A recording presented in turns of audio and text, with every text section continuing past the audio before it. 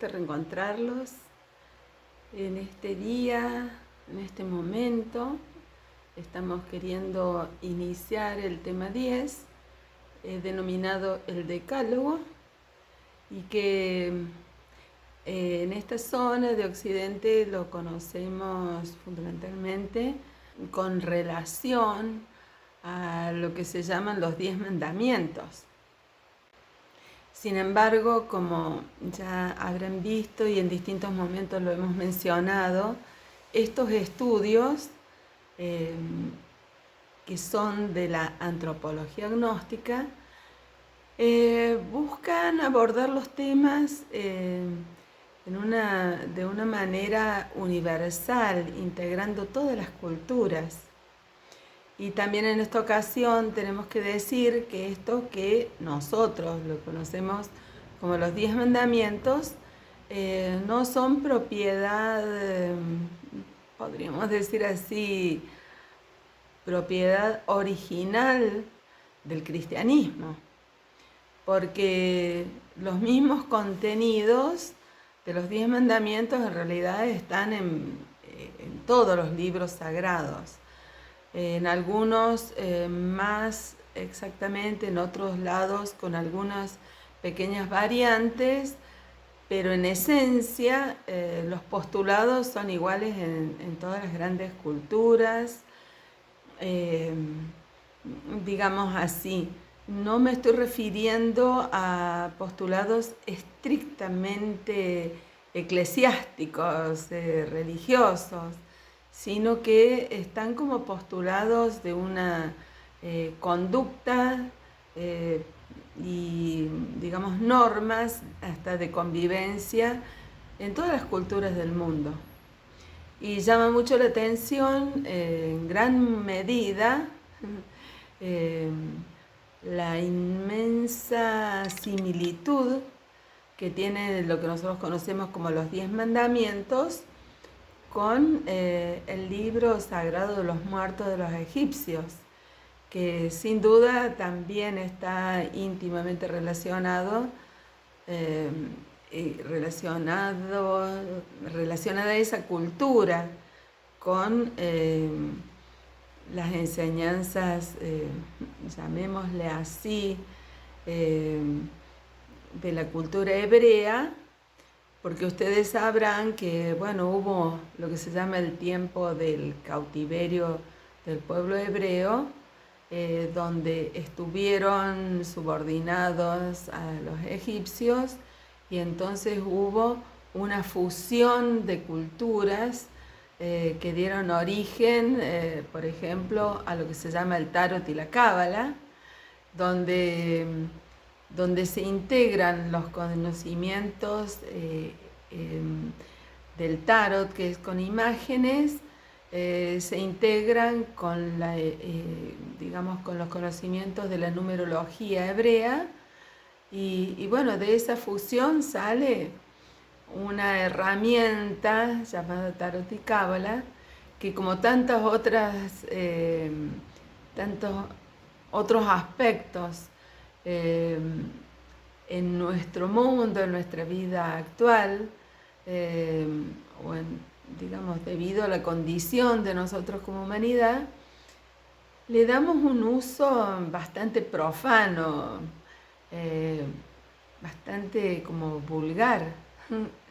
Sin embargo, si uno tiene el conocimiento de muchos contenidos, lo que allí, en eso que nosotros llamamos el Tarot y la Cábala, se encierran unos códices de sabiduría sorprendentes, que, digamos, por distintos motivos no han sido, llamémosle así, divulgados, promocionados, dados a conocer a toda la humanidad.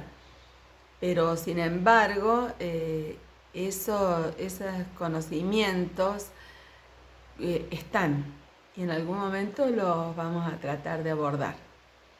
Entonces, volviendo al tema que estábamos hablando, del Decálogo, En el libro sagrado de los muertos hay un área que se llama la confesión inversa, donde en vez de decir no hay que hacer tal cosa, no matar, no mentir, todo eso, allí dice, es como que el alma se enfrenta a su proceso de, digamos, así de confrontación, de actividad de la propia conciencia, y entonces la conciencia le habla a su propia persona y dice así, por ejemplo, que no sea yo encontrado culpable de mentir, que no sea yo encontrada culpable de fornicar, que no sea yo encontrada culpable de robar, y así. O sea, los mismos 10 mandamientos, el alma se habla a sí misma y busca llamarse a la actividad, porque no quiere que en el momento de la muerte tener que enfrentar la humillación de ser un alma descompuesta, llena de delitos, de faltas, de crímenes y de vejaciones a su condición de ser un alma humana. Un alma que en su origen fue creada a imagen y semejanza de Dios. Y entonces imagínense esa alma compungida, ensimismada, preocupada, porque no llegue ese momento de ese juicio interno y que encuentre como balance de la vida una cantidad de bochornos. Imagínense, ¿no? Qué situación. Tal vez nosotros en esta vida cotidiana actual, donde estamos bastante poco preocupados por ese tipo de cosas, ¿no? Bueno, digo, no sé, en general, tal vez ustedes sí sea un tema prioritario en sus vidas, pero en general la humanidad estamos en un proceso un poco alejado de todo eso. Y la gnosis dice que, como habíamos hablado en la conferencia 7 del mundo de las relaciones, en el tema 7, si ustedes recuerdan, donde hablamos que toda persona humana, por tener esa condición, estamos sometidos, estamos alcanzados por 3 tipos de leyes. Una dijimos que eran las leyes naturales, otra las leyes humanas, y en tercer lugar, o también, por las leyes divinas. Y bueno, ustedes ven que estos códigos que están contenidos en todas las culturas han servido como base, como columna vertebral de una cantidad de legislaciones, de los códigos legales que rigen las naciones y los pueblos. Es decir,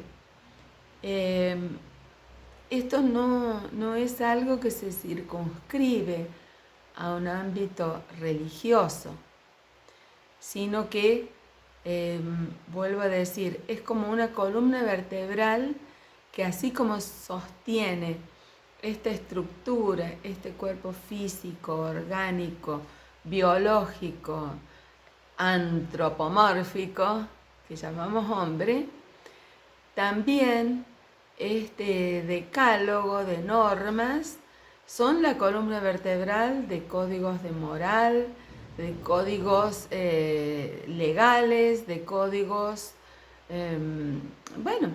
religiosos también, en todas las culturas del mundo. Prácticamente en todas están muy, muy emparentadas.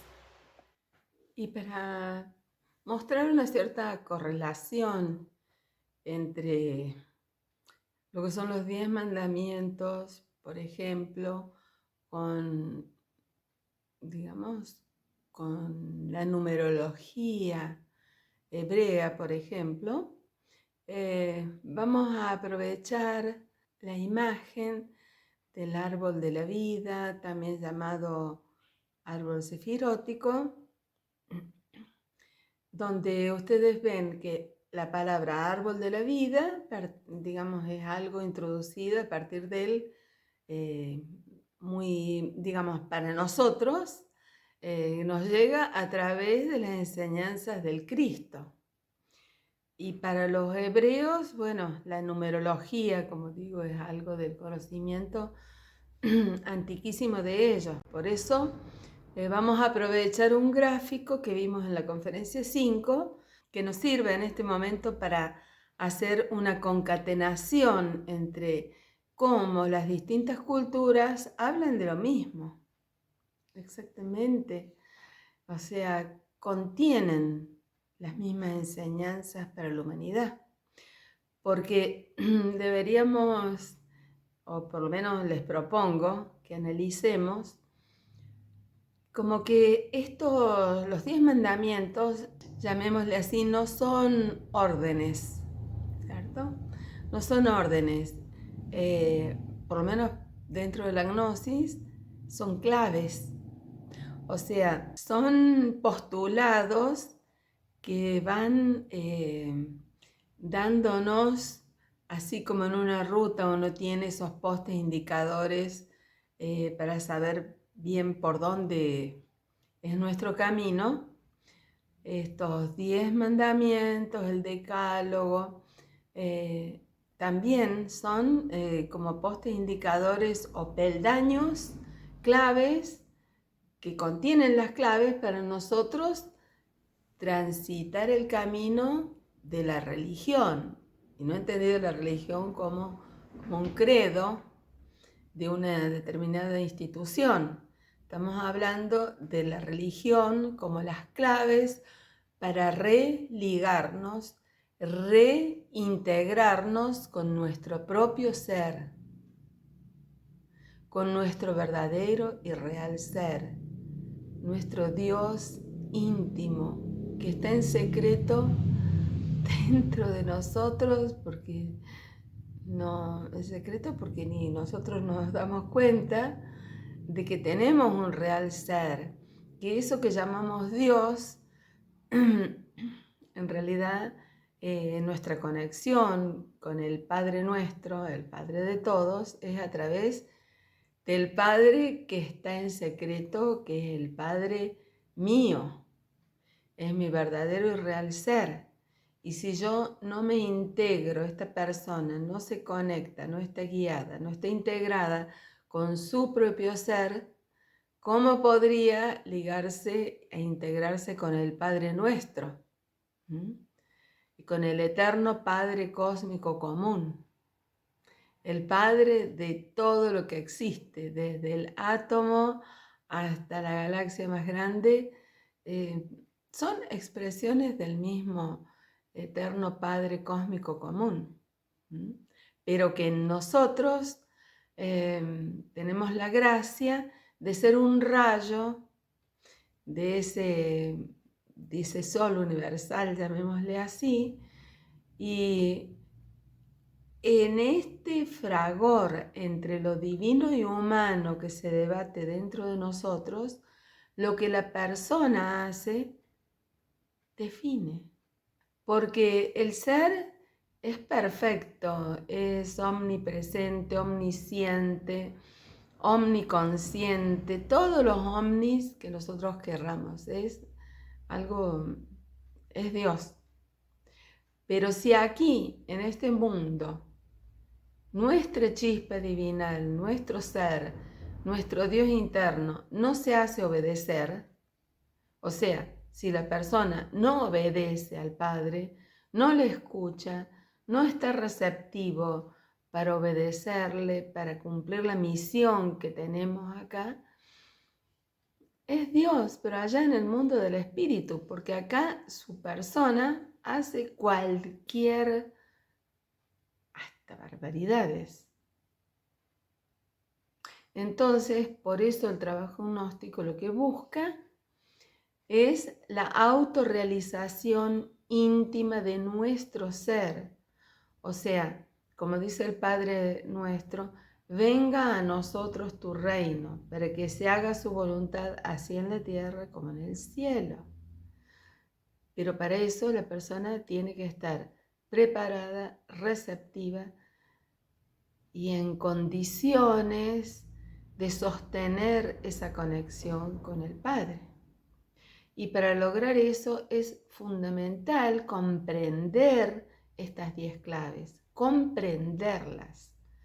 Porque nosotros lo que tenemos que descubrir es qué factores son los que conspiran, los que impiden que nosotros podamos observar los 10 mandamientos, podamos sostenerlos en nosotros. ¿Se entiende? Entonces, si nos referimos, si ustedes ven en el gráfico, tenemos este árbol de la vida, del cual nos habla la Biblia, por ejemplo, y tenemos en este gráfico, coincidente con ese árbol de la vida, los 10 números principales de la cábala hebrea. Y bueno, cuando hablemos de los 10 mandamientos vamos a ver que exactamente lo mismo. Por ejemplo, el 1 está referido a Keter, que es el Padre, a ese Padre, eterno Padre cósmico común, el Padre de todo y de todos. Y entonces el primer mandamiento dice amar a Dios por sobre todas las cosas. Y bueno, vuelvo a decir, nosotros necesitamos comprender, porque como consigna, y sí, cualquiera sabe, dice, sí, amar a Dios, yo amo a Dios y todo eso. Pero para nosotros poder integrarlo en nuestro diario vivir de instante en instante, necesitamos darle más profundidad, más significado, más sentir, más sustancia a este postulado. Y por eso les propongo que nos demos cuenta que el despertar de la conciencia incluye no una separatividad entre Dios y las cosas, sino que consiste en ser capaz de sentir, captar, palpar a Dios en todas las cosas, escondido, disfrazado, oculto. O sea, la divinidad oculta su majestad dentro de todas las cosas, por Él creadas. Entonces, podríamos decir que algo, llamémosle menor, insignificante, como sería un átomo de oxígeno o un átomo de hidrógeno. Podríamos decir que para captar esto de amar a Dios en todas las cosas, entonces quisiera evocar, no sé si ustedes se acuerdan, que hablamos en la conferencia 5 de lo que es el Ain, de lo que es el absoluto, y en este momento hago referencia al absoluto inmanifestado. Cuando decíamos que Dios es todo, pero es todo porque lo contiene todo y es el origen de todo. Pero es la nada porque también cuando nos referimos a esa instancia de Dios como el Ain, nos estamos refiriendo a un estadio de la creación donde está todo pero inmanifestado. O sea, es Dios increado. Y bueno, si nosotros nos referimos a eso, yo creo que es muy útil uno comprenderlo así, que es como, digamos, como los testículos del varón, donde hay millones de espermas y cada uno de esos espermas es un hijo en potencia, pero están en ese instante, están inmanifestados, están en potencia. Entonces, cuando hablamos de Dios, podríamos considerar también esa misma semejanza, si me permiten el ejemplo. Y entonces, podríamos decir, volviendo al átomo de oxígeno, de hidrógeno, que decíamos que es algo ínfimo si se quiere, podríamos decir que ese átomo de oxígeno es Dios enterito. Está todo lo que fue, lo que es, lo que será y lo que puede ser. O sea, es Dios. Pero de todo lo que es Dios, en ese átomo de oxígeno, Dios solamente se manifestó como oxígeno. Todo el resto de Dios está inmanifestado, está latente. En un átomo de hidrógeno es Dios absolutamente entero, pero en potencia, porque allí solamente se manifestó como hidrógeno. Eso mismo sucede con nuestra chispa divinal. Es Dios entero, podríamos decir. Pero acá, en este mundo, solamente está manifestando el pequeño porcentaje que de Dios puede, porque Dios en nosotros está, digamos, ha puesto un cuerpo físico, ha puesto una esencia de alma, pero está inmanifestado porque no logra hacerse obedecer. Y si nosotros confundimos la creación, todo lo que nos rodea, todo lo que existe, como algo, podríamos decir, no voy a decir que no es real, pero si nosotros solamente contemplamos las formas y no sentimos la presencia de Dios que está en cada átomo que constituye la creación, no vamos a reunir los valores conscientivos para conmocionarnos con la presencia de Dios, que nos penetra, nos compenetra, nos traspasa, nos contiene, está en todo.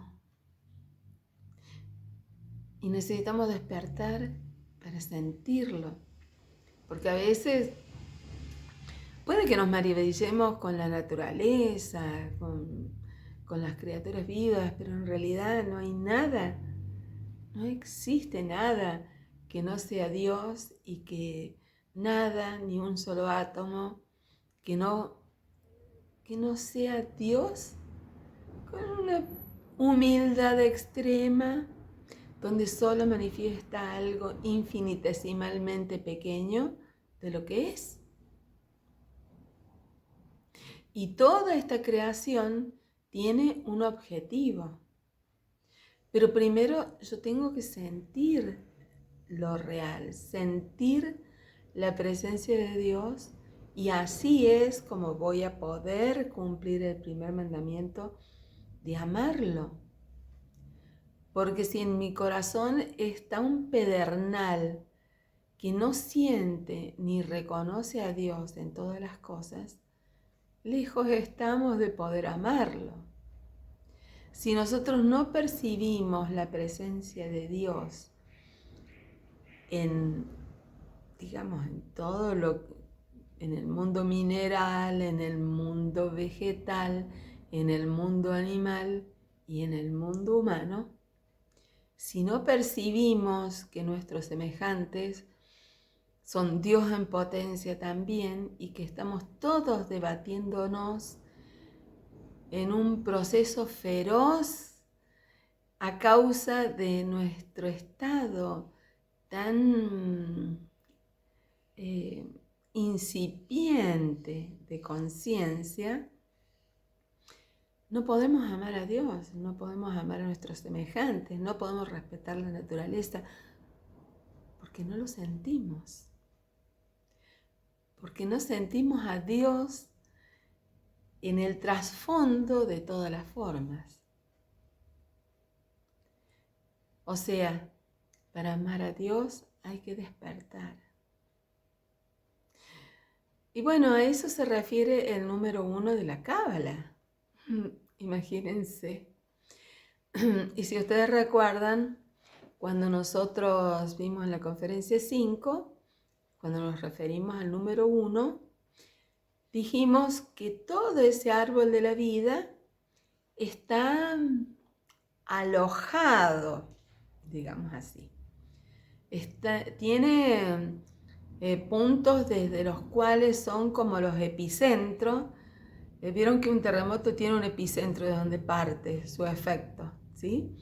Así también este árbol de la vida tiene unos puntos en nuestro cuerpo donde son el epicentro, desde el cual cada una de estas fuerzas que están mencionadas en este decálogo, en este caso el Padre, desde ese epicentro es que actúa e irradia su efecto, irradia su poder, su gracia, su gloria, todas sus potestades.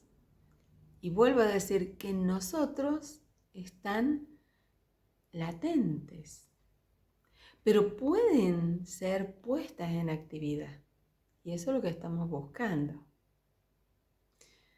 Entonces, el epicentro de la fuerza del Padre, habíamos dicho que estaba en la parte superior de la cabeza, en la coronilla de la persona humana. Entonces, superponiendo este árbol de la vida sobre la figura antropomórfica, el número 1 estaría acá, en la parte de la coronilla de la persona. Si ustedes ven la imagen del árbol de la vida, está como si fuese en un espejo. O sea, el número 2 está en relación a nuestro lado derecho de nuestro cerebro. ¿Se entiende? Entonces, y si reflexionamos, ¿qué será? ¿Qué es lo que nos quiere decir el segundo mandamiento? Es decir, ¿qué clave nos está dando? Porque si yo me quiero integrar con mi ser, ¿cuál es la clave que me está dando el segundo mandamiento para que yo pueda entrelazar, integrarme y establecer esa conexión con el Padre? Y dice, no tomarás el nombre de Jehová, tu Dios, en vano. Y si ustedes se acuerdan, vuelvo a la conferencia 5, donde nosotros hablamos de que las 7 vocales tienen como un orden, que era I, E, O en el cardias, U en el plexo solar, A en la base de los pulmones, M en los órganos creadores, S en el coxis. La Gnosis nos dice que el nombre de Jehová es el Yehoams. Ese Jehová reducido, simplificado, como nos ha llegado el día de hoy. Pero son esas 7 vocales sagradas que son la expresión fulgurante de la presencia de Dios en nosotros. O sea, Dios es el verbo, la palabra, el sonido que vibrando en nosotros podríamos decir que hace un acorde único y Yehoams, que su presencia hace vibrar con su majestad todo dentro de nosotros. Y que por ese motivo, lo que nosotros hacemos con el verbo, la palabra, es algo extremadamente sagrado, extremadamente importante, porque ahí la gnosis nos explica que la laringe es como un útero creador, es donde se gesta el poder de la palabra.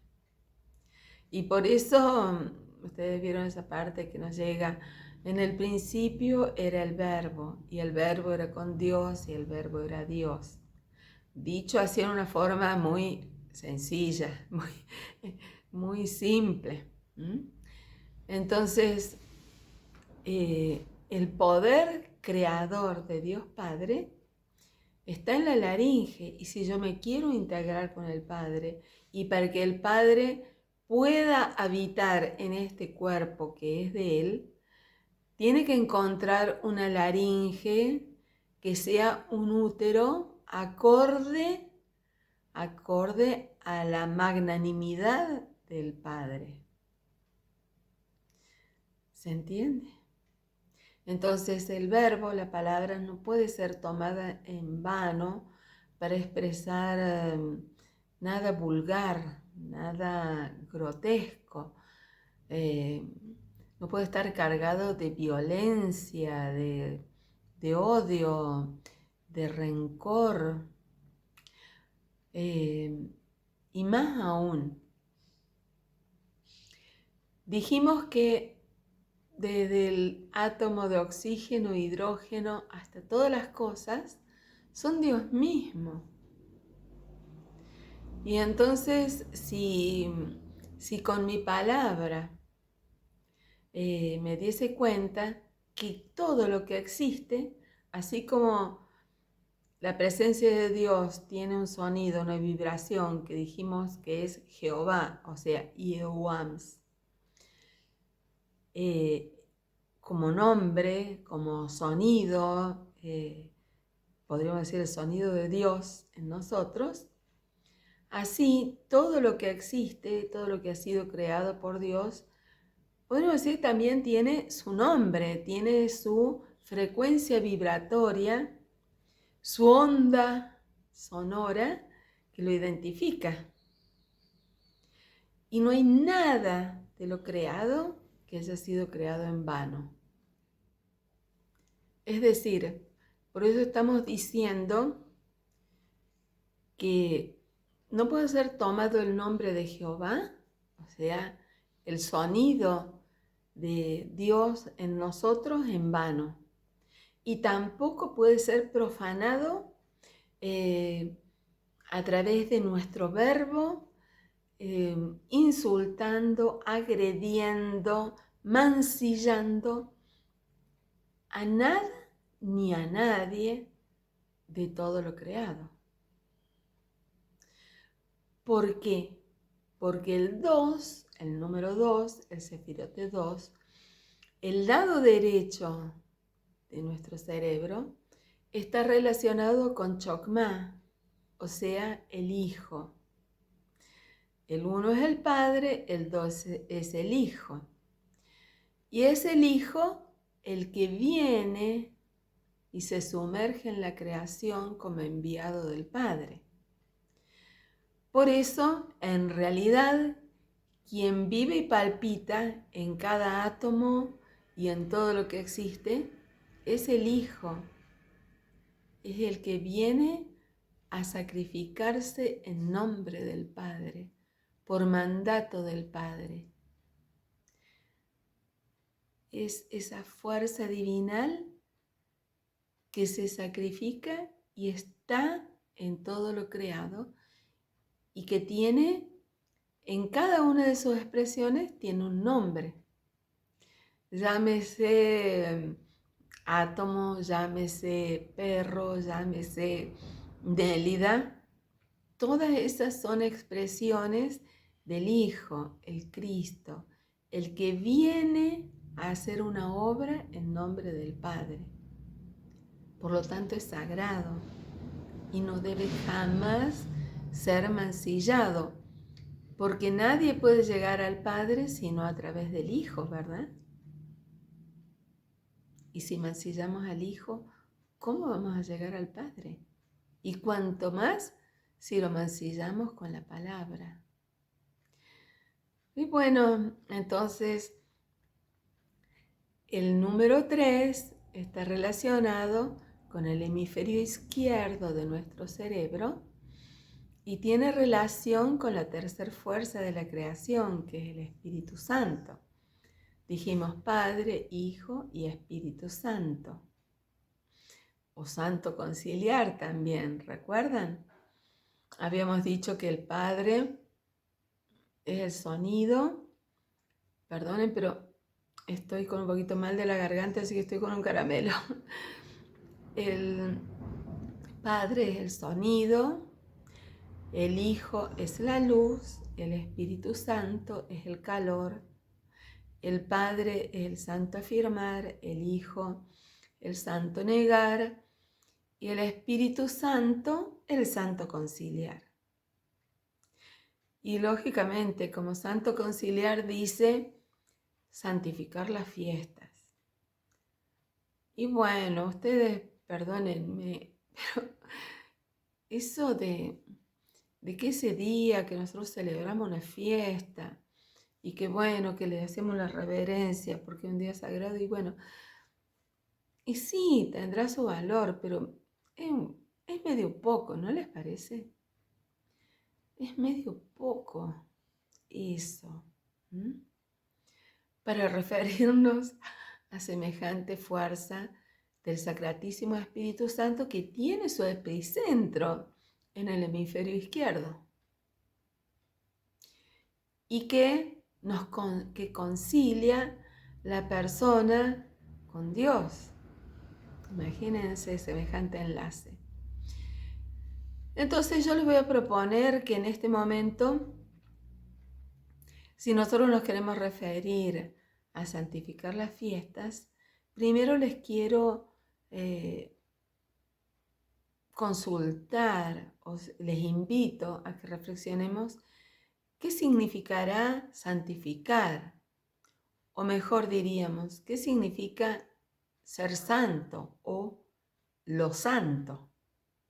Y ustedes perdonen que me extienda, pero para nosotros poder ponerle atención, interés y cuidado a aprovechar los 10 mandamientos, vuelvo a decir, mínimamente tenemos que comprender qué es lo que nos están diciendo estas increíbles claves que están desparramadas por toda la humanidad de infinidad de formas, ¿no? Y entonces, ustedes vieron que, por ejemplo, en el cristianismo se dice santo a una persona, digamos, con una beatitud, con una conducta ejemplar. Tanto es así que hace muchos años, me acuerdo que leía unos libritos que se llamaban Vidas Ejemplares y que hablaba de la vida de los santos. Y era increíblemente inspirador. Para mí cuando era niña eso me llenaba de admiración. Y sí, los santos tienen unas entregas ejemplares, ¿verdad? Que tal vez nos haría falta repasar un poquito ahora. Y entonces, sin embargo, la gnosis con su grandeza nos ilustra mejor este tema, este punto de lo santo. La gnosis dice que santo es aquel que logra, y gracias a su enorme dedicación y entrega a ese objetivo de amar a Dios, consiste en la persona que no deja que el yo psicológico se exprese en la parte física, o sea, que no se exprese, no se extrovierta en este cuerpo físico. Pero eso no significa que en su parte emocional, mental, en la parte vital, bueno, a todo nivel, el yo esté ardiendo, ardiendo en el interior de esa persona. ¿Mm? Que tengo que acotar un detalle sobre esto. Ustedes dirán, ¿por qué antes había santos y hoy no?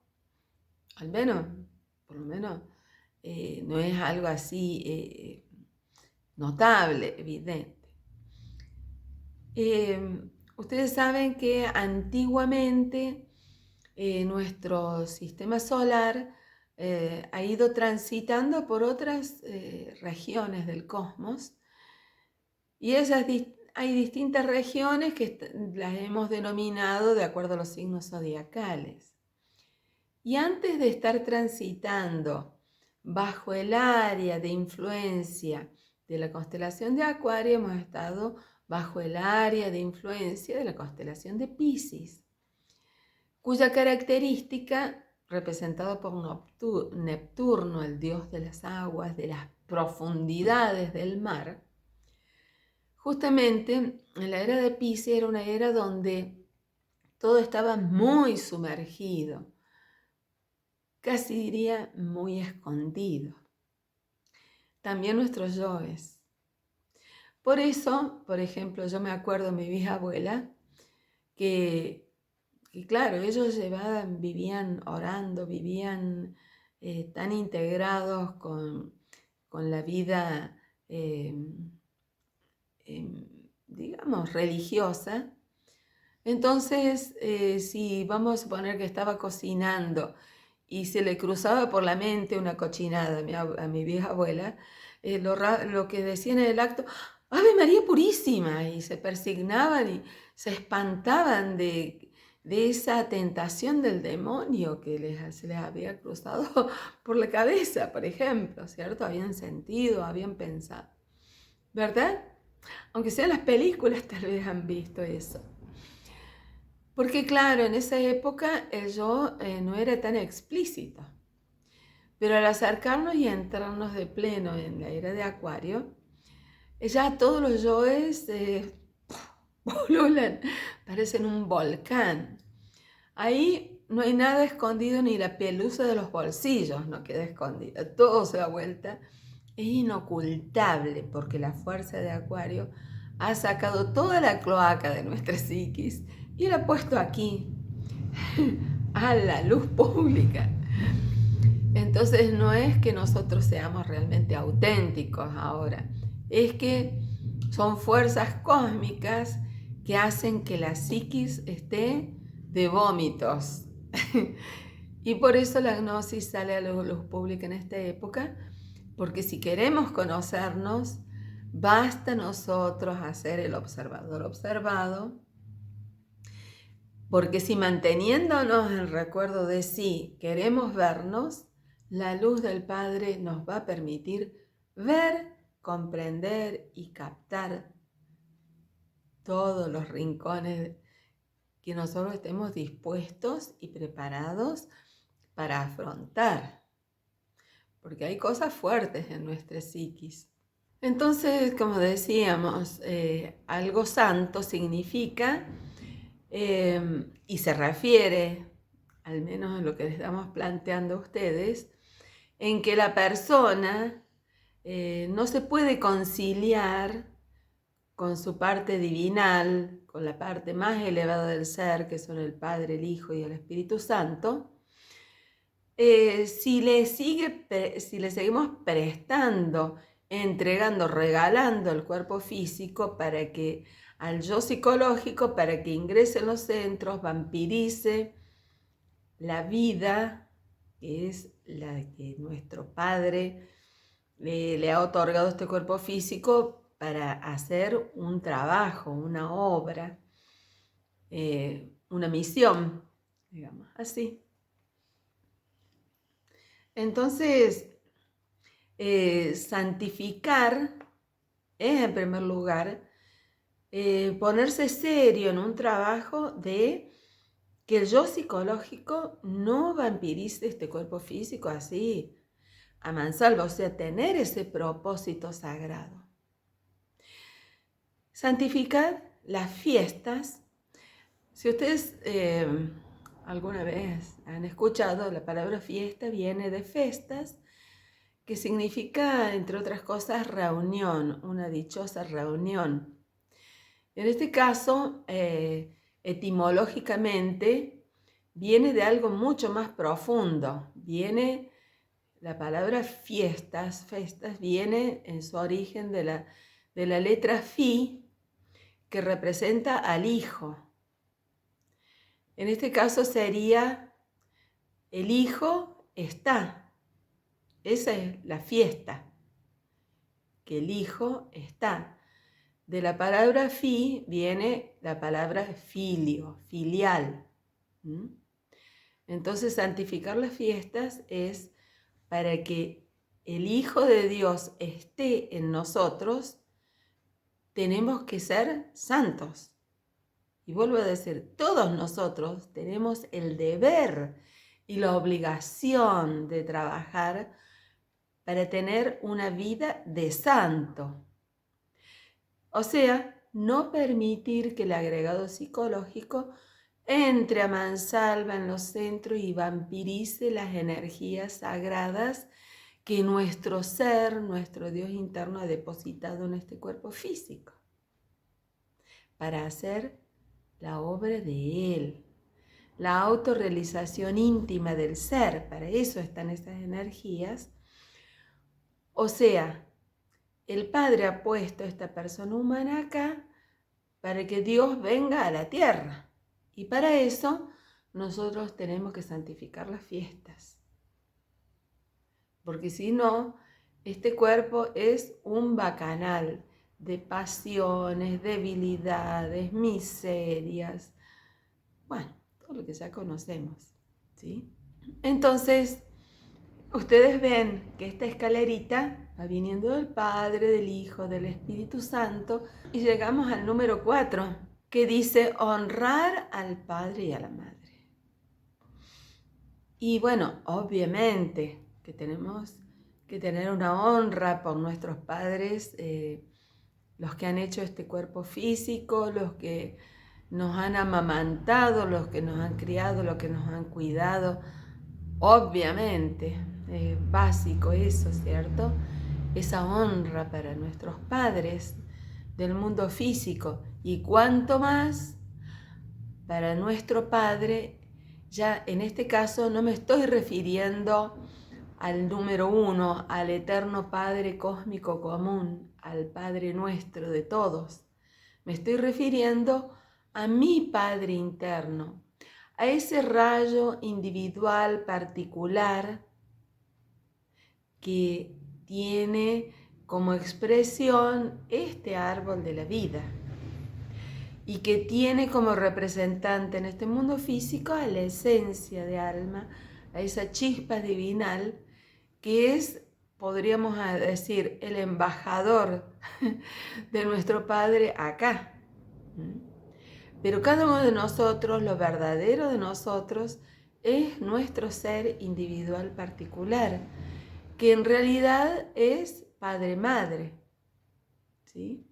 O sea, el aspecto femenino, podríamos decir así. El santo afirmar, podríamos decir, el Padre es un signo más. Pero sin dejar de ser más, desdobla otro aspecto de sí, un aspecto de sí que es Dios como madre.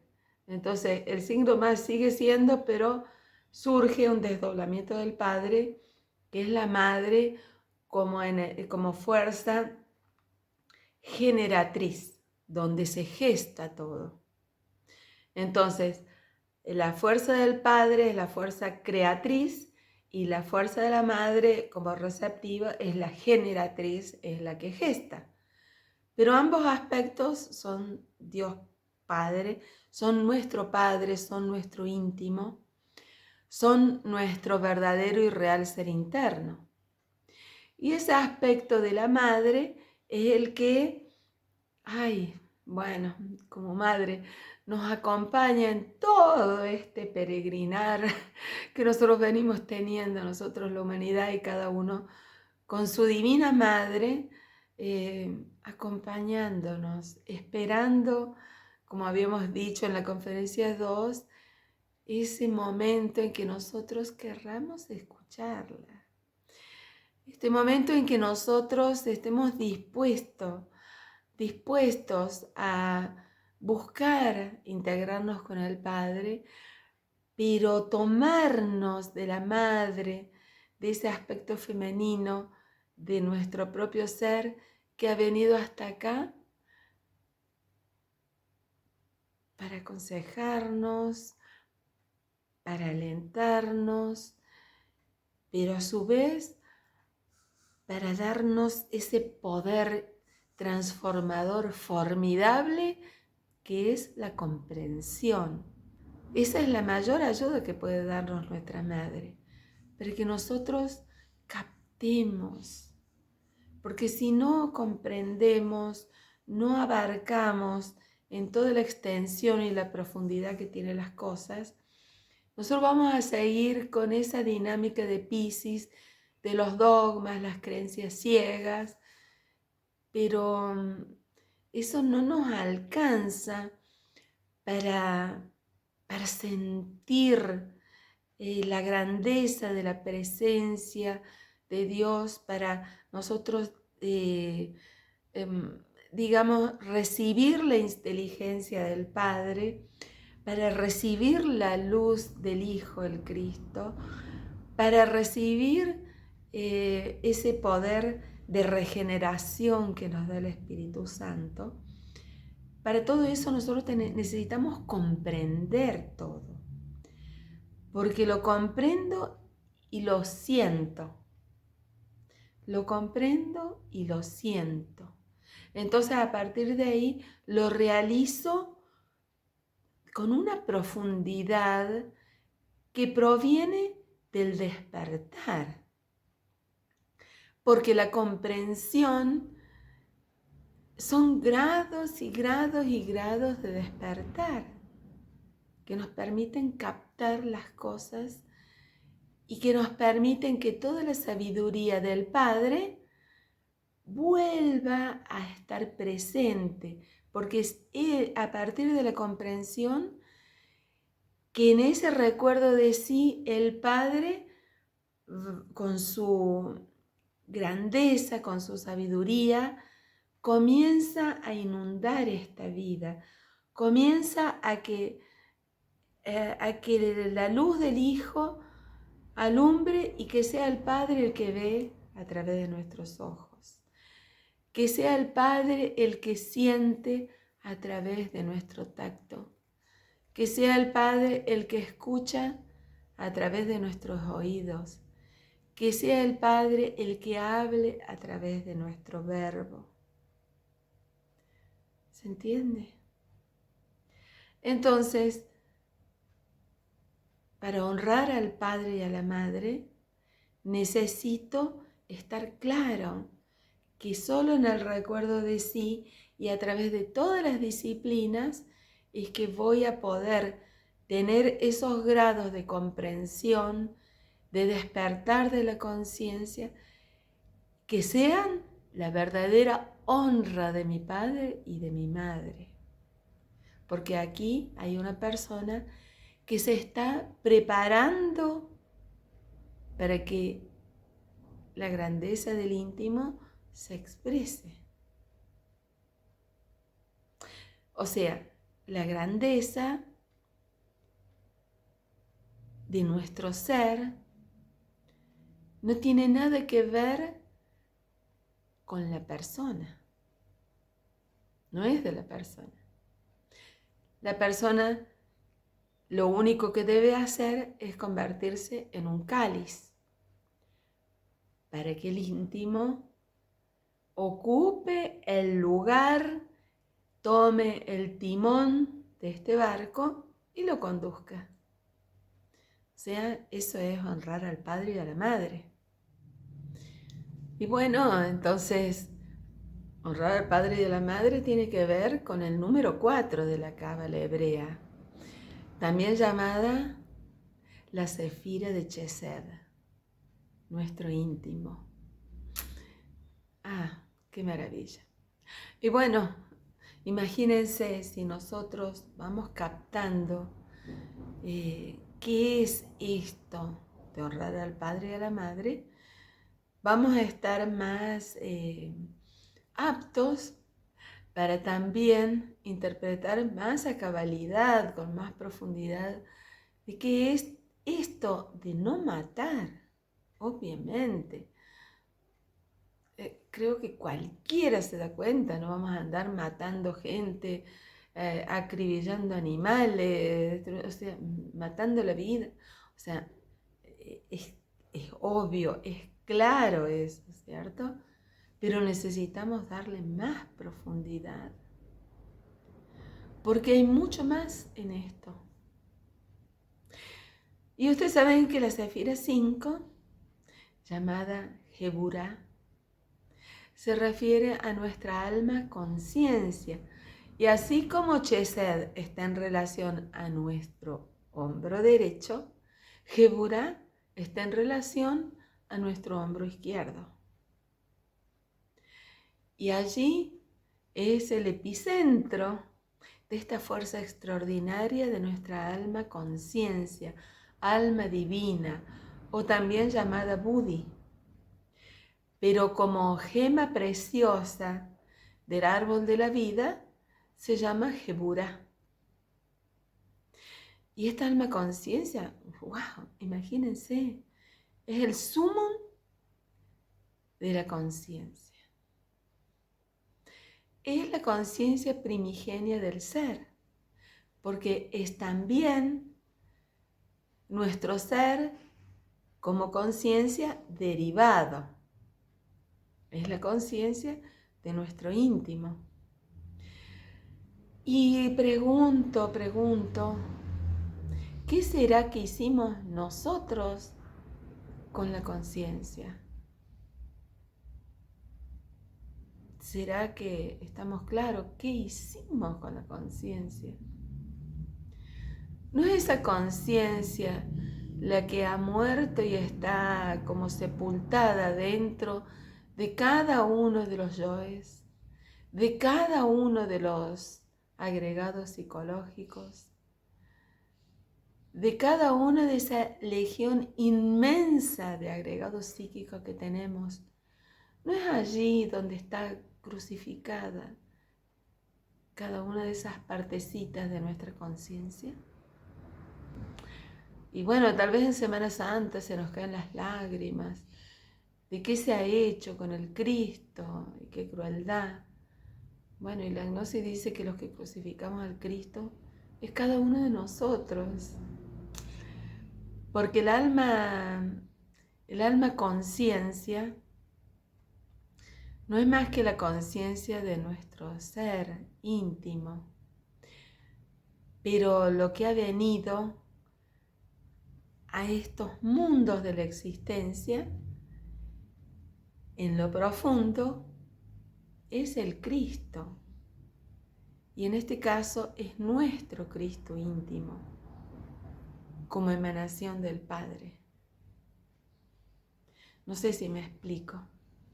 Así como la Sefira de Keter, el Padre, el eterno Padre cósmico común, emanó de sí al Hijo, al Cristo cósmico, nuestro ser, nuestro Dios íntimo, emanó de sí a nuestro Cristo íntimo, que es la conciencia, que es el enviado del Padre aquí en nosotros.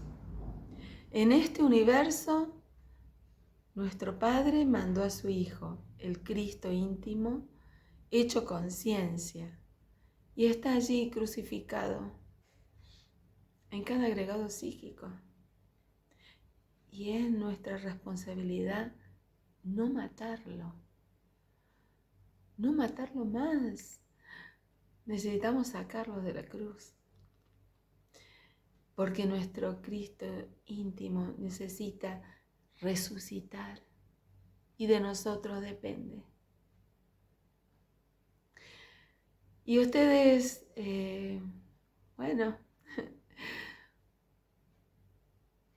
es tan fuerte esto y a su vez cuando dedico en este momento la atención a la Sefira 6 que dice no fornicar, tengo que decirles que esta Sefira llamada Tiferet, el número 6, se refiere nada más y nada menos que a otro desdoblamiento del Padre.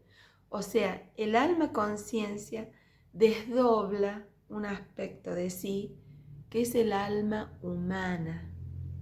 O sea, esa alma divina desdobla el alma humana en nosotros.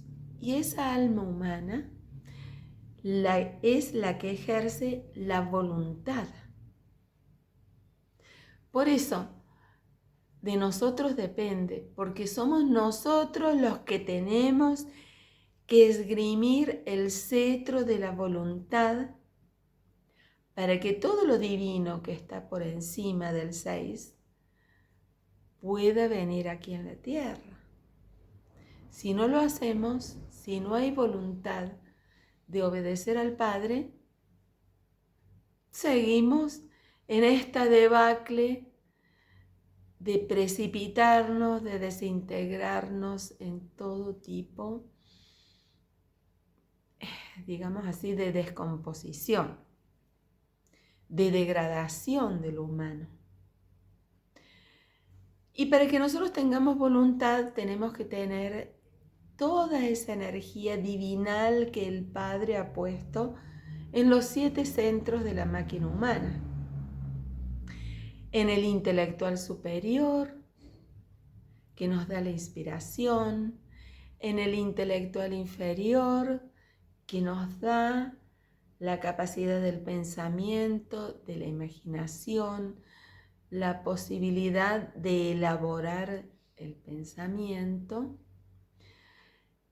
Es en el centro emocional superior, en el cardias, que nos dio la intuición, en el emocional inferior, la capacidad de sentir en una forma un poco más primitiva, pero tener una sensibilidad. En el centro motor, en el instintivo, por detrás de la cintura, y en el sexual, que es en la zona de nuestros órganos creadores, tenemos esas baterías de energía que nos permiten ya la motricidad, ya esa grandísima capitalización de conocimiento que están en nuestros instintos y que, bueno, se pueden polarizar en una forma muy brutal o en una forma muy fantástica, ¿verdad? Preservando de todas las formas la vida. Y ni que hablar de la usina nuclear, que es nuestra energía creadora que está en el centro sexual. Y siempre se ha, perdón, no siempre, tengo que corregirlo. De hace casi un siglo a esta parte, se ha ido trastocando mucho el concepto de fornicación, porque he tenido la suerte de encontrar escritos Biblias antiguas que no fueron tan y tan manipuladas, donde han dejado, o sea, actualmente en muchas Biblias se habla, por ejemplo, que fornicar es, se lo confunde, se lo mezcla con adulterar, con tener relaciones extramatrimoniales, todo eso.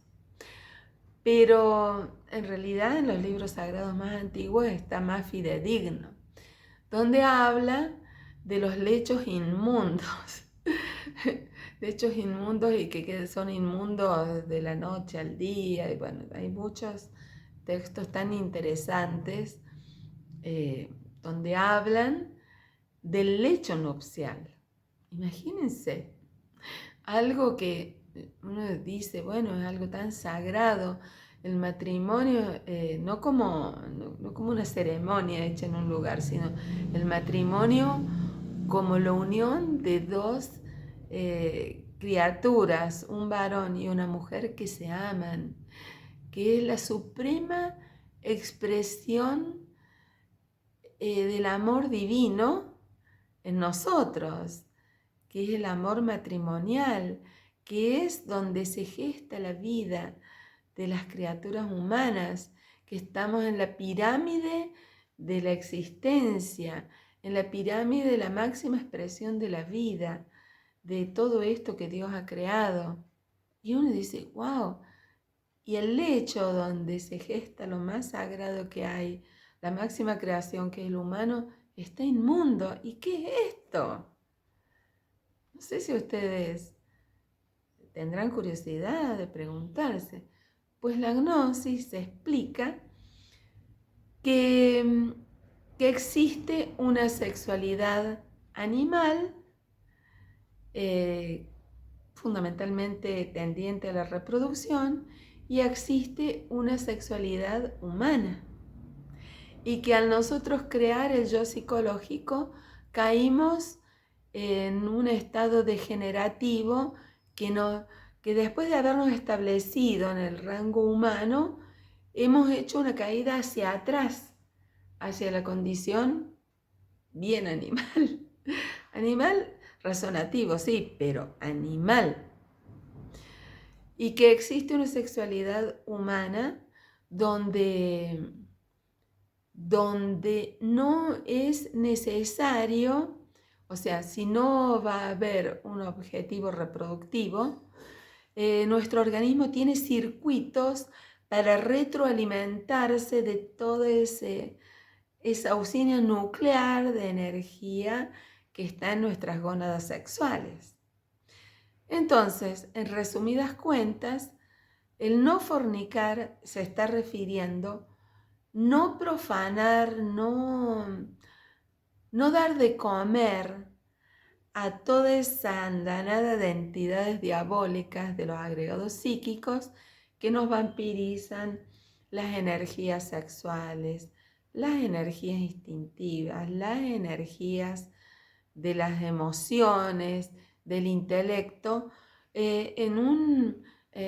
digamos, en una voracidad pasional brutal que no se condice con la dignidad de este cuerpo que es de nuestro Padre, que es el templo de nuestro Padre, y que si nosotros profanamos el templo con todo tipo de barbaridades, y quedamos con olor a feo, ¿no? Difícil que el Padre pueda expresarse y estabilizarse en una persona que está muy descompuesta, porque el yo psicológico entró, devoró todo lo sagrado y dejaron heces, fuerzas fétidas llamadas energías venenosquirianas, y bueno, hemos mancillado el lecho donde se gesta la vida. Espero que se comprenda lo que estoy diciendo. Y claro, siempre a disposición para aclarar cualquier aspecto. Y siendo el alma humana, ese número 6, esa Sefira de Tiferet, esa tremenda alma voluntad o alma humana, o sea, lo que nosotros tenemos que poner, no solo interés, sino voluntad, tan gravitante, actúa como si fuese, ¿vieron las bisagras de la puerta que permite que se abra o se cierra? Bueno, esto podríamos decir que permite que se abra o se cierre toda posibilidad de integración o de religarnos con el Padre. Porque si el despertar de la conciencia depende de las baterías de energía que tengamos. Una persona consumida por el yo es como que quiere enfrentarse a un león muerto de hambre, ¿cierto? Hasta el que doma leones tiene que tener un brío, tiene que tener una estabilidad psicológica para poder dominar ese león. Imagínense nosotros el potencial de energía que tenemos que tener para enfrentarnos a nuestra legión. Si bien es obvio que ya hemos dicho que lo vamos haciendo con un método con una didáctica muy preciso, de a uno por vez, y que, bueno, hay toda una didáctica para poder abordar ese tremendo desafío, pero nada se puede hacer si somos unas naranjas exprimidas, débiles, cobardes, desprovistos de todo poder. ¿Qué voluntad vamos a tener? Y eso depende de la energía. Por ese motivo, los 4 mandamientos que siguen, en una humanidad que se desbarranca, y es algo que si no tenemos energía, y es obvio que nos vamos a desbarrancar, es obvio que es casi inevitable que caigamos en en la falta de esos otros 4 mandamientos. Porque el 7º mandamiento, que corresponde a Netzá, el mundo de la mente, y no es más la mente que otro desdoblamiento de nuestro ser, de esa alma humana que, claro, por ser humano, se merece y necesita tener una mente, porque en realidad la mente, nos dice el maestro Samael, que es una sustancia de la creación. Es una sustancia ideoplástica cristalina representativa. O sea, es así como ese gel líquido de nuestra pantalla del celular, donde se hace la representación de datos. Bueno, nuestra mente es igual. Por eso le dice el maestro, sustancia ideoplástica cristalina representativa. Entonces, en una mente de una persona que ha sido vampirizada por el yo psicológico y es una naranja exprimida, los que entran y representan en esa mente a mansalva y la usan y la profanan de todas maneras, es el yo psicológico, lamentablemente. Y cada yo psicológico esgrime su verdad, cada yo psicológico tiene sus argumentos, cada yo psicológico tiene sus argumentos para saquear. Y en el mundo de la mente, cuando nosotros perdemos nuestra energía, es el reino del robo, es el reino del hurto. Por eso el mandamiento de la Sefira número 7 es no hurtar. El 7º mandamiento es no hurtar. ¿Y qué hurtamos en el mundo de la mente? Nosotros con nuestra conducta le estamos robando ese cristal ideoplástico cristalino que es de nuestro Padre, y allí lo usamos para profanar, o sea, le hemos robado esa pantalla que tiene el Padre para instruirnos, para guiarnos, para enseñarnos, para Él lograr hacer eso que estamos buscando, que lo divino se humanice y que lo humano se divinice. Y como personas humanas necesitamos esa pantalla de la mente para que Él nos inspire, para tener una idea clara de las cosas valiéndonos de la intuición. Y si esa mente es invadida por una piara de cerdos que se devoran todo y ensucian todo, le hemos robado al padre y a la madre, que no tienen dónde volcar sus enseñanzas con una idea clara.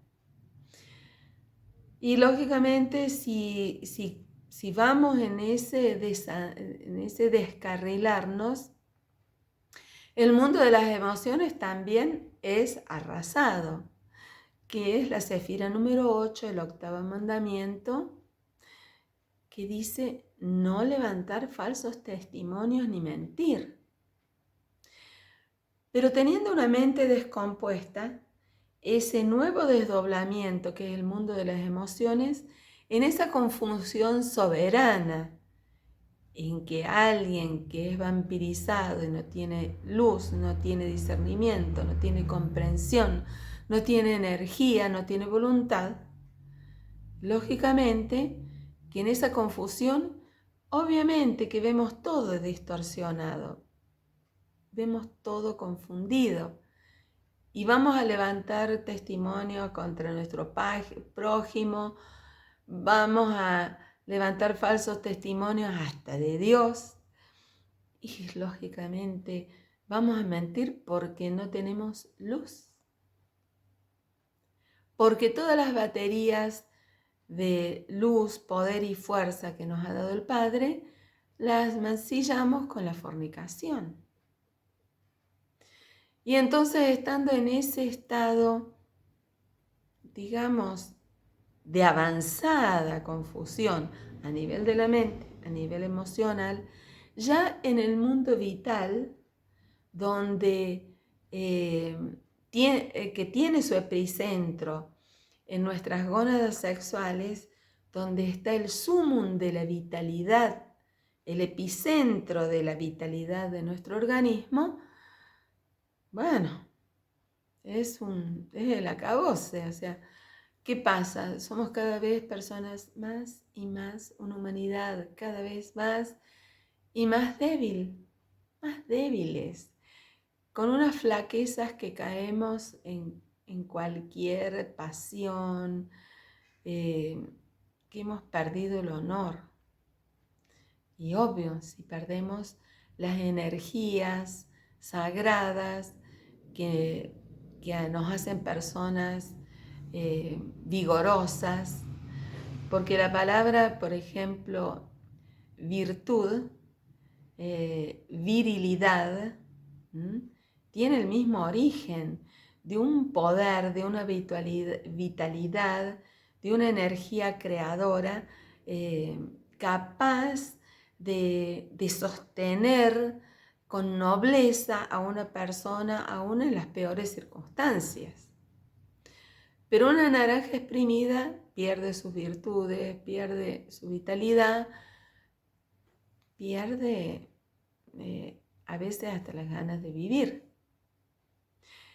Y entonces uno diría, pero ¿qué es esto? Dice, no desear la mujer de tu prójimo. La mujer de tu prójimo, ¿y qué tiene que ver con esto? Uno diría. Y la Gnosis dice que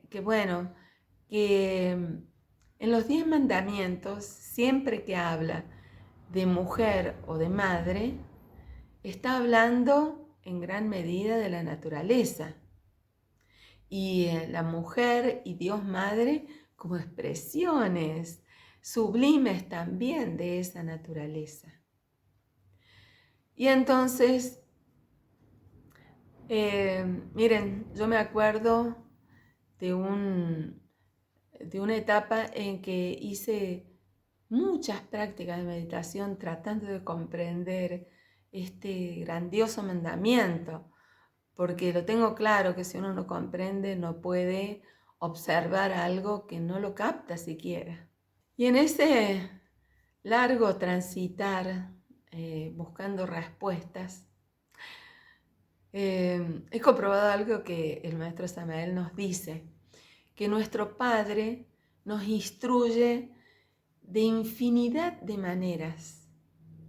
Muchas veces uno encuentra respuestas en la meditación, porque la meditación, nos dice el maestro Samael, es una herramienta de investigación, ¿cierto? Entonces nosotros con nuestra voluntad buscamos a través de esa metodología y muchas veces nuestro Padre a través de la conciencia nos da las respuestas. A veces en la meditación y a veces en los momentos más insólitos que uno se imagina. Y bueno, ustedes perdonen, para mí la respuesta llegó del Padre y de una manera sorprendente. Porque un día estaba viendo una película referida a la Navidad y veo unos niños que estaban en el frío, estaba en una película norteamericana, entonces esos niños estaban en la calle del lado de afuera de una fiesta y esa fiesta se desarrollaba en un salón donde había un gran banquete y estos niños muertos de frío, iba con bastante hambre, apoyan la ñata contra el vidrio y miran la fiesta con la boca abierta, atónitos. Y cuando vi eso, dije, ¡ah! ¡Válgame Dios! Y entendí, comprendí, para mí, irrefutablemente comprendí qué es desear la mujer del prójimo. Porque cuando nosotros hemos mancillado a la naturaleza en todas sus expresiones, la naturaleza nos da la espalda. O sea, ese banquete de la vida que Dios nos ofrendó, nosotros lo hemos mancillado y lo profanamos cada vez que perdemos todas nuestras energías y quedamos muertos de hambre con la ñata contra el vidrio, viendo todo lo que hay y todo lo que la vida ofrece y de lo cual nosotros no disfrutamos. Esa mujer es la que gesta la vida, la que gesta el amor, la que gesta el hogar, la que gesta los alimentos, la que gesta la dicha de vivir. Y es todo eso lo que nosotros, cuando mancillamos las energías, nos quedamos fuera de la fiesta. Es una gran mujer la que deseamos si nosotros profanamos la vida. Y bueno, fíjense que yo soy una persona grande ya, vieja, y uno tiene oportunidad de captar mejor, yo considero así, el 10º mandamiento, que dice no codiciar los bienes ajenos, porque la persona que pierde sus energías, que pierde hasta las ganas de vivir, que a veces hasta desea la muerte porque ya estoy viejo, ya estoy cansado, qué sé yo. A lo que se circunscribe es a codiciar bienes, cosas. Y un alma agotada, vencida, cansada, desesperanzada o desespirituada o desangelada, muchas veces queremos tapar nuestra realidad con cosas. O sea, como Adán y Eva, cuando perdemos la gracia de una intimidad con nuestro Dios, nos vemos desnudos y andamos buscando hojas de parra para cubrir nuestra desnudez y hasta codiciamos todo. Lo que tanto nos afanamos por conseguir y por lo que tanto se afanan o han conseguido todos los demás, todo es poco para tapar nuestra desnudez cuando estamos alejados del Padre. Así que, miren, el camino solo se hace con energía. Y el nivel del ser depende de en qué y cómo aplicamos esas energías, a qué las dedicamos. Obviamente con mucha gnosis. O sea, no basta con amontonar y acumular energías. No, esas energías están hechas para hacer una creación, para generar las condiciones, para reacondicionar ese cuerpo físico, vital, emocional o astral, mental, ese cuerpo de la voluntad, de la conciencia y del íntimo, para que nuestro ser lo habite. Para eso hay que regenerarse, para eso hay que morir, usar las energías para desintegrar al yo, usar esas energías para nacer, o sea, para nacer como humanos y para sacrificar todo lo inferior en pos de lo superior.